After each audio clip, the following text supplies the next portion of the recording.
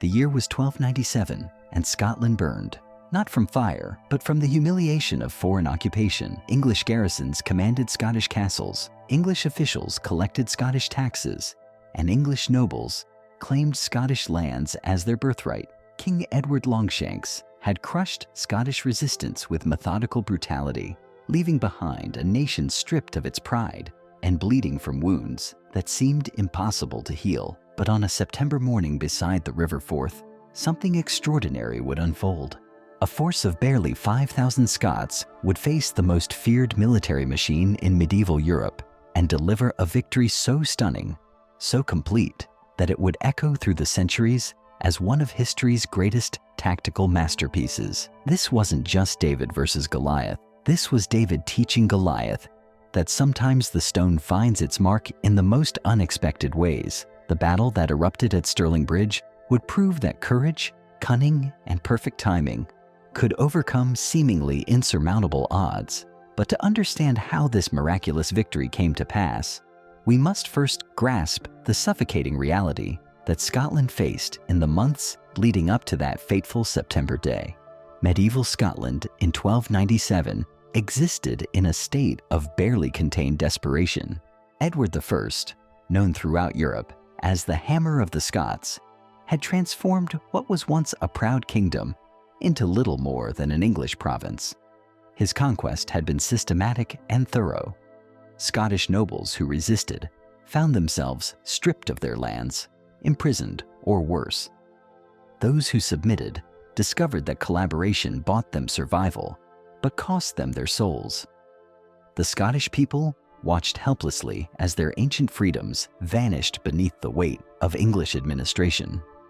Foreign officials governed from Scottish strongholds, collecting tribute that flowed south to fill English coffers.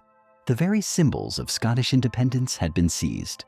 The Stone of Destiny, ripped from its sacred home at Scone Abbey and carried off to Westminster like a trophy of conquest. Yet beneath this surface of submission, something darker and more dangerous was stirring. In the glens and forests of Scotland, men spoke in hushed tones of resistance. They remembered what it felt like to be free, and that memory burned like a coal in their hearts, waiting for the right moment to burst into flame. The spark that would ignite this smoldering rebellion came from an unlikely source. William Wallace, a minor nobleman from Renfrewshire, had suffered personal tragedy at English hands. His family's lands seized, his father possibly killed by English soldiers. But Wallace possessed something that marked him apart from other potential leaders: an absolute refusal to accept defeat, combined with a tactical mind that could see possibilities where others saw only hopelessness. When Wallace raised his standard of rebellion in May 1297, he didn't call upon the great lords of Scotland. Most had already submitted to English rule and were hardly eager to risk their comfortable arrangements. Instead, he appealed to something far more dangerous: the fury of common men who had nothing left to lose. Peasants and townsfolk, minor knights, and dispossessed farmers. These were the men who flocked to Wallace's banner, bringing with them a desperation that would prove more valuable than all the heavy cavalry in England. But Wallace wasn't fighting alone. Andrew Murray, a young nobleman from the north, had simultaneously launched his own rebellion in the Highlands. Murray's campaign had been even more successful than Wallace's, systematically driving English garrisons from stronghold after stronghold across northern Scotland. When these two remarkable leaders finally joined forces, they commanded a rebel army unlike anything Scotland had seen in generations. The English response was swift and overwhelming. Edward himself was campaigning in France, but his lieutenants in Scotland understood that this rebellion threatened everything England had gained through years of conquest. They assembled a massive army under the command of John de Warenne, Earl of Surrey, a veteran warrior who had served Edward faithfully for decades and who possessed all the military resources needed to crush Scottish resistance once and for all. Surrey's army was a masterpiece of medieval military engineering. At its core stood the heavy cavalry that had made England's military reputation. Fully armored knights, mounted on powerful war horses, each man a living weapon capable of smashing through enemy lines like an avalanche of steel and fury. Supporting these knights were thousands of infantry, Welsh archers whose longbows could pierce mail at incredible distances, professional soldiers from across England, and even Flemish mercenaries whose skills had been tested in conflicts across Europe. The numbers alone were staggering. Contemporary accounts suggest Surrey commanded somewhere between 15 and 20,000 men, making his force perhaps 4 times larger than anything the Scots could field. More importantly, his army represented the cutting edge of medieval military technology, disciplined, professional, and equipped with the finest weapons and armor that money could buy. Against this juggernaut, Wallace and Murray could muster perhaps 5,000 men at most. Worse still, their force was composed primarily of common soldiers armed with simple weapons, spears, axes, and whatever else they could carry from their farms and workshops.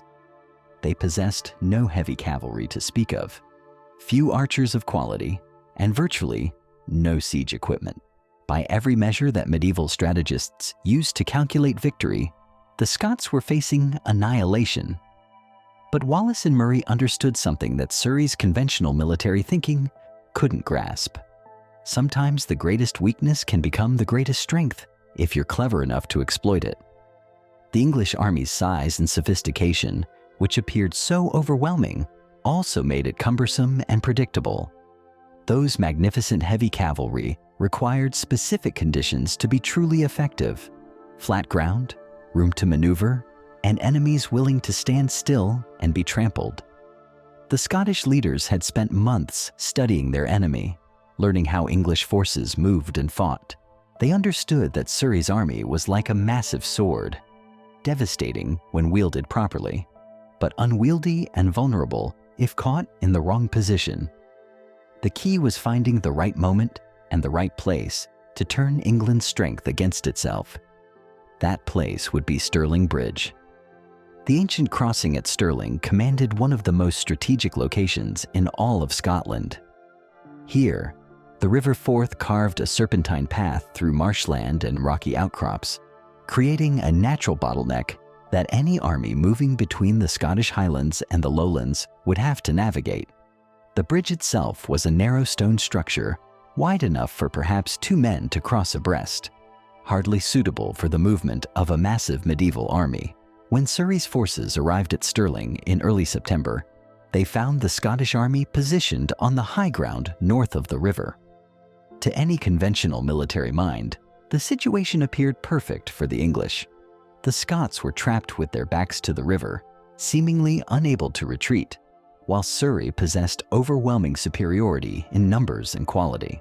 All he needed to do was cross the bridge, deploy his forces on the northern bank, and crush the rebellion with a single, decisive charge. But Wallace and Murray weren't thinking like conventional commanders. They had studied this crossing for weeks, understanding every curve of the river, every marsh that bordered its banks, every tactical possibility the terrain offered. What Surrey saw as a simple obstacle to overcome, they recognized as the perfect trap, if they could time their attack with mathematical precision. The Scottish plan was breathtaking in its audacity. They would allow the English army to begin crossing the bridge, letting thousands of Surrey's best troops commit themselves to the northern bank, while the rest remained stranded on the southern side. Then, at the crucial moment when the English force was divided and vulnerable, the Scots would strike with everything they had, cutting off the advance guard from reinforcement and destroying it in detail. The plan required nerves of steel and perfect timing. If they attacked too early, the English could retreat back across the bridge and find another crossing. If they waited too long, Surrey might get enough men across to establish an unbreakable bridgehead. The margin for error was virtually non-existent, and failure would mean the complete destruction of Scottish hopes for independence.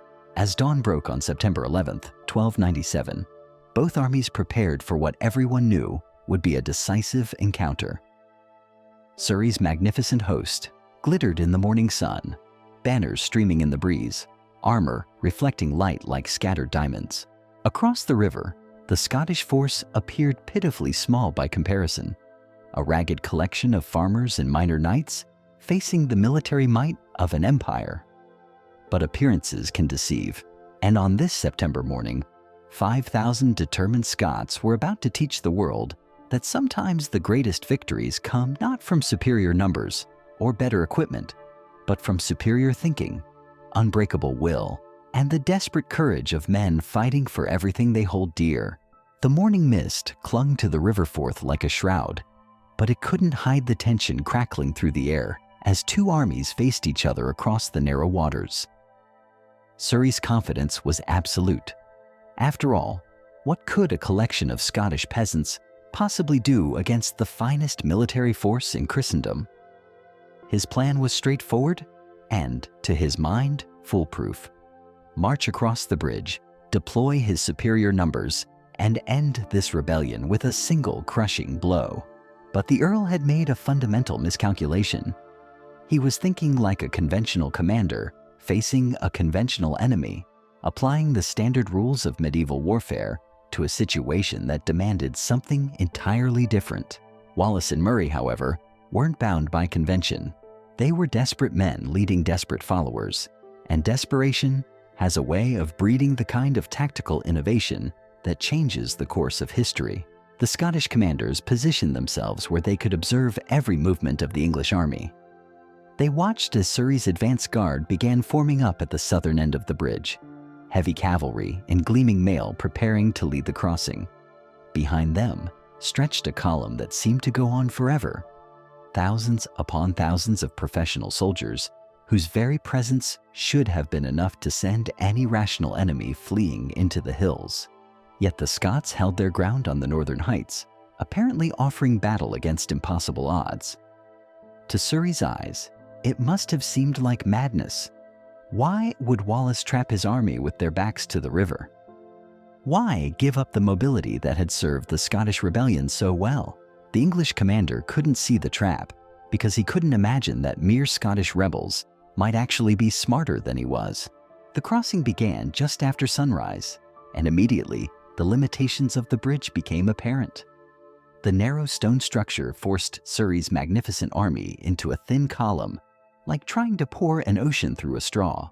Knights who were accustomed to charging across open fields in formation now had to proceed two abreast, their destriers' hooves echoing hollow on the ancient stones.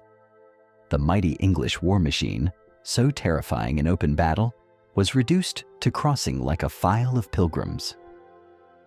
Wallace and Murray watched with the patience of hunters studying their prey. Every fiber of their being must have screamed to attack, to end this torment of waiting and hurl their men against the growing English presence on the northern bank. But they understood that patience was their greatest weapon. Each additional English soldier who crossed the bridge made their eventual victory more complete, if they could hold their nerve long enough. The psychological pressure on the Scottish commanders was almost unbearable. Their own men were growing restless, watching more and more enemy troops establish themselves across the river. Whispered questions began circulating through the Scottish ranks. When would they attack? How could they possibly wait much longer? Some must have wondered if their leaders had lost their courage, or worse, their minds. But Wallace and Murray had calculated everything down to the last detail. They knew exactly how many English troops needed to cross before the timing would be perfect. Too few, and the survivors could retreat back across the bridge. Too many, and the English might establish an unbreakable position. The moment had to be precise. Meanwhile, Surrey himself remained on the southern bank, commanding the crossing from a position of safety. This decision, which seemed prudent to a conventional military mind, would prove catastrophic. The Earl was too far away to react quickly to changing circumstances, and his physical separation from his advance guard would make coordinated response impossible once the Scottish trap was sprung. The narrow bridge at Stirling became a monument to tactical brilliance and unbreakable will. Wallace and Murray had proven that superior strategy could triumph over superior numbers, that desperate courage could overcome professional armies, and that sometimes the greatest victories are won not by those with the most resources, but by those with the most to lose. Their masterpiece of timing and terrain would inspire generations of underdogs facing impossible odds, proving that freedom's flame burns brightest when it seems most likely to be extinguished forever.